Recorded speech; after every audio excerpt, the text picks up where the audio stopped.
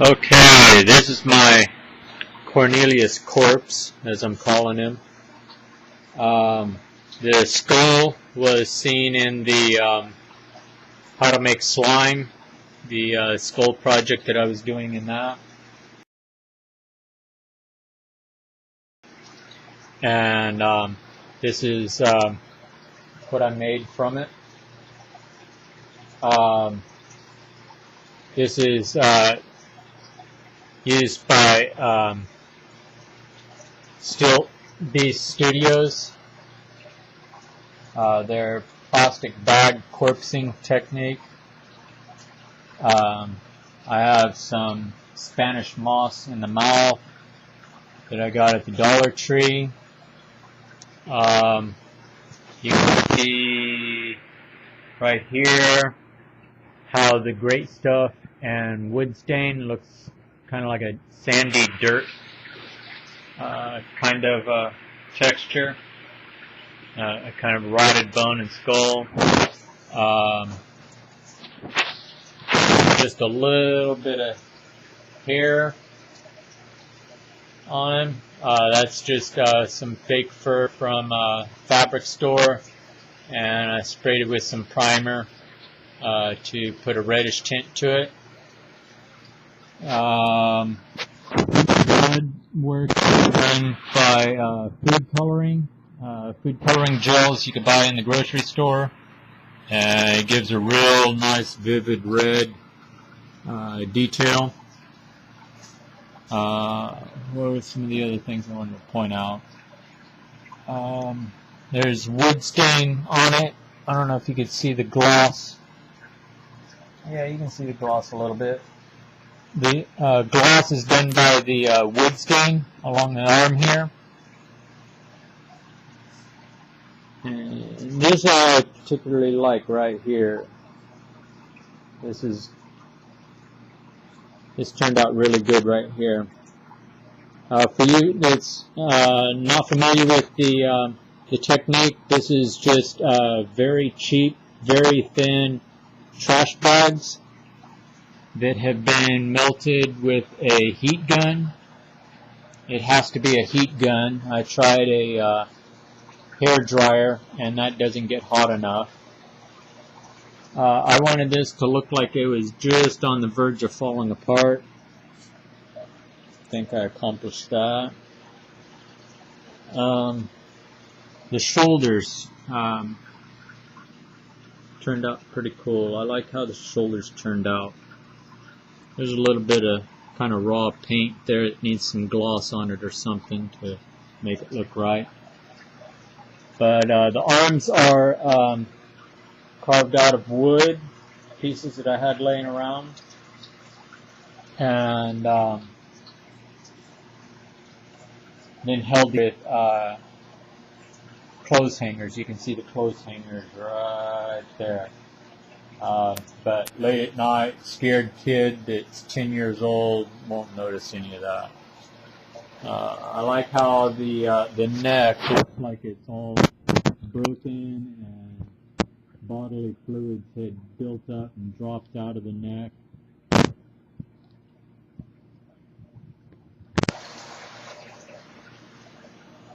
But yeah, this is my favorite area right there. I'd like to learn that technique to be able to get that to copy that.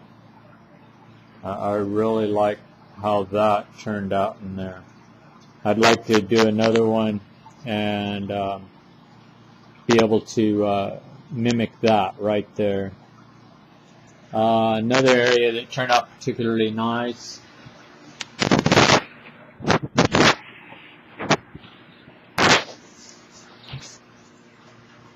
is all this area in here.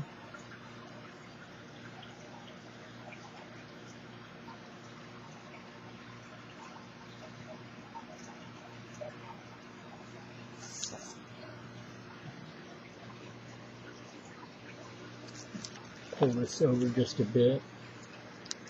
Get out of my light.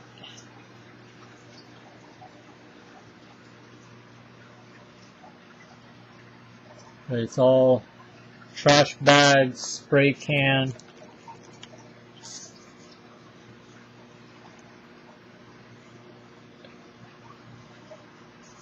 I want to use this as my scarecrow this year.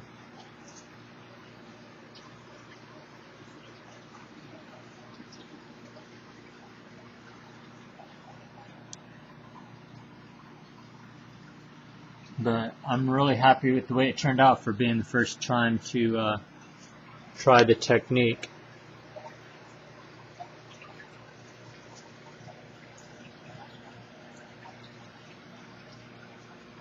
I wanted to overdo the colors, being that, as everybody knows, you get into a dark situation and setting, and a lot of your colors get lost. So I wanted there to be some extreme of the pinks and grays, and have everything shadowed and highlighted and dry brushed.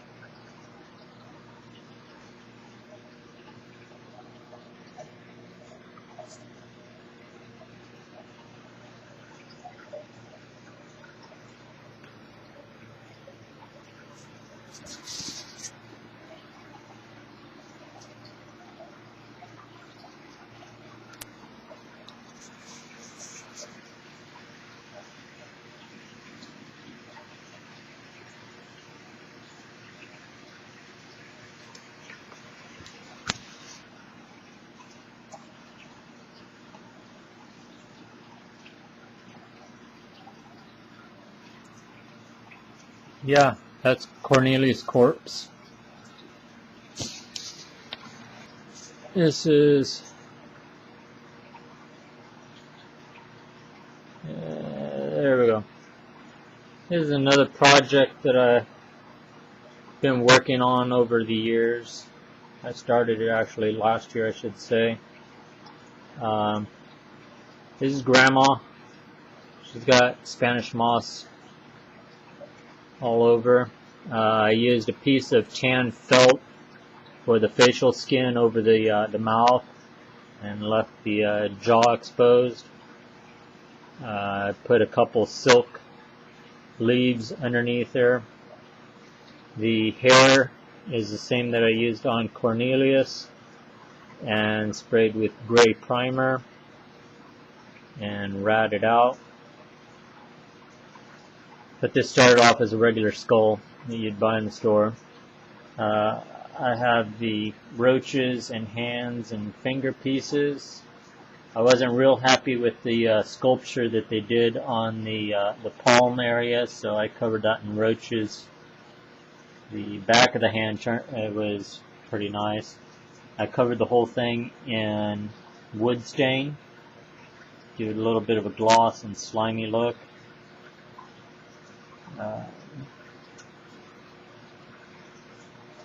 Bought the hand and the fingers and the roaches at Dollar Tree this year, so if you like any of those, you can get the hands, the fingers, and the roaches all at Dollar Tree.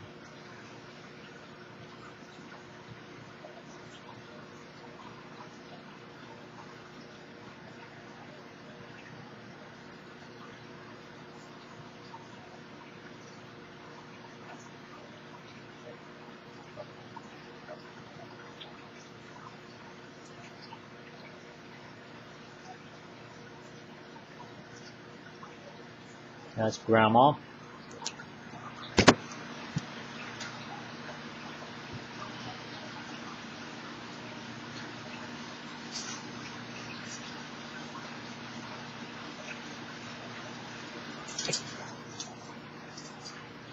Here's Grandpa.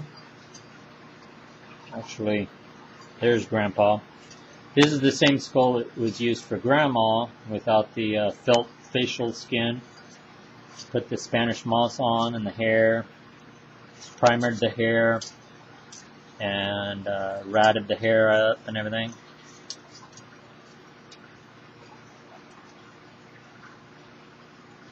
The kind of manzanita bush branch there is a clothes hanger and some wire added and wrapped in duct tape and primered and painted. The strips of metal, this is from my knife project that I showed earlier. The sharp pieces there. Those were cut off of the barbecue tongs. And the chicken foot that's been showed in previous videos. That's my voodoo rooster foot. But when this gets swinging in the wind and whatnot, it just has a real creepy knife sharpening sound to it and everything. It's kind of hard to get it to, you can barely hear it now, but as it twists in the wind and everything, it has like a sound of somebody sharpening knives, which I thought would be kind of appropriate for what it looks like and everything. There's a little bit of wood stain up on his face, some primer in different colors. I painted the teeth. Let's see. There we go.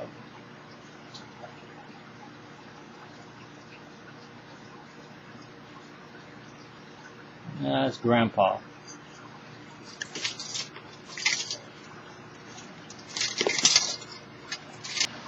Here is, let's see. Here's my take on the Toy Box Channel's witch jar. I put some red food coloring for blood on top of the great stuff that I showed in one of my videos. The great stuff worked out pretty good. I put it on with tacky glue, and I have some actual moss actually growing in there with some grass, and smeared it with the red food coloring. There's a little bit of primer on it too. The jar is actually a large jar of Vlasic pickles that you can still get at Walmart or any place that has large size products, industrial size or commercial size, whatever you want to call them. But I'm really happy with the way this turned out. Got green moss in there and some sticks, and just kind of has a super creepy look to it. Here's my fly. Let's see if I can get the fly to show up good. Yes. There we go. Right about there. There we go. I put some fake fur that I used for Grandpa and Grandma's hair. I painted between the wings there. That was the same clear plastic as the wings. And I painted the eyes and gave the whole thing kind of a blue bottle fly color to it.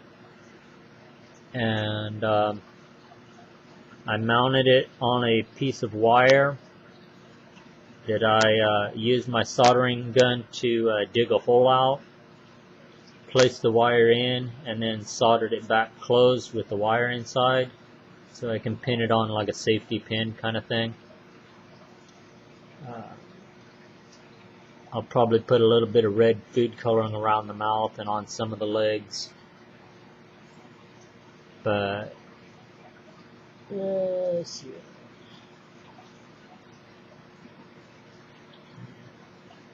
Everything's bouncing around. Come on. There we go. Yeah, you can see there where I painted the eyes and I painted between the wings. The whole thing has a real crusty look to it, and the fuzzy legs. Doesn't look like something you'd get at Dollar Tree. This was in the same package that Troy got, Halloween Hellmouth bought for his bats. So that's that. Let's see here. There we go. Something like that. I'm going to tie it back a little tighter. I haven't done that yet. But this is my Psycho Clown with great stuffed nose.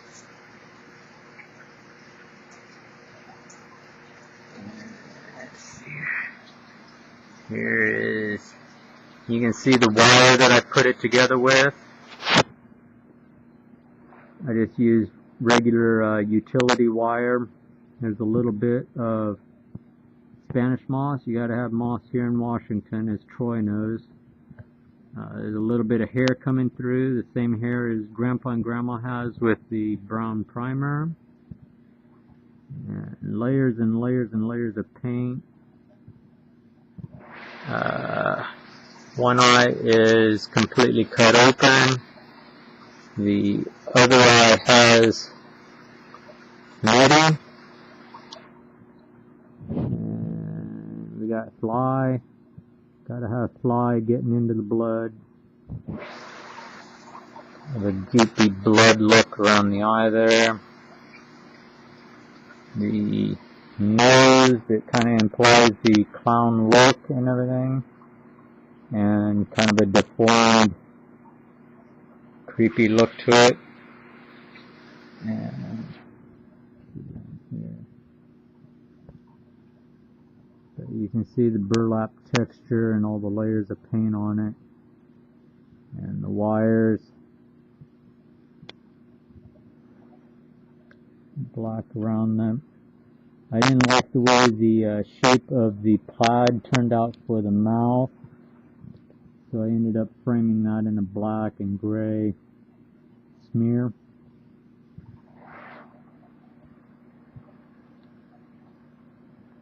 Snug it up a little bit like I intended to look.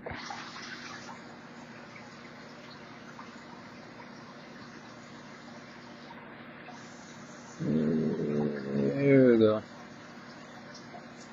That's my Psycho Clown. That's also inspired by Stilt Beast Studios.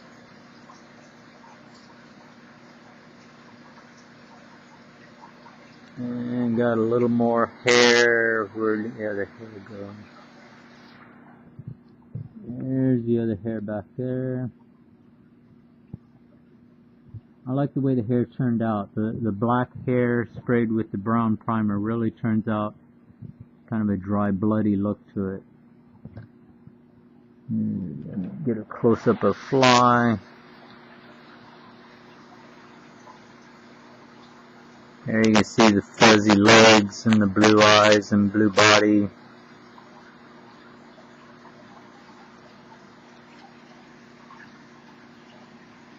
Kind of the smeary oil paint look.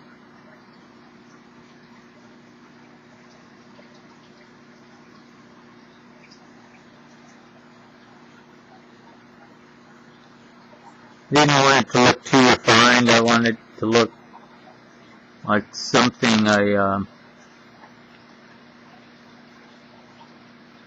child would put together. There's a little bit of a brown tint to the wings, which I like also, like it's been smeared with blood.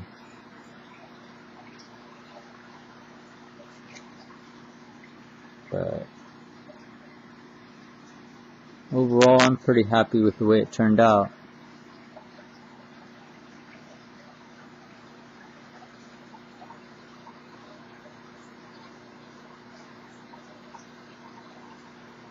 Alright, that's what I've been working on.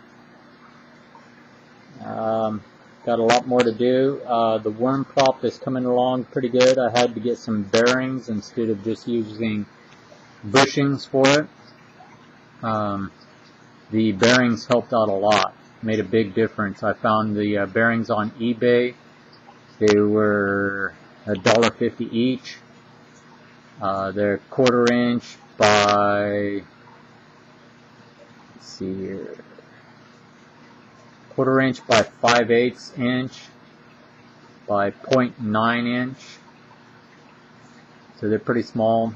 I think they're for like skateboards, roller skates, or whatever kind of thing. They're a sealed bearing. So I have those going. I can actually turn all the rods with twine, which is pretty impressive, so I'm sure that a rubber band will work. And any tension that's needed will be provided by a spring pulley tensioner to get that tightened up and everything. Yeah, that's what I've been working on. Still got a lot to do. You guys have a great day. Sleep with one eye open and have a horrific day.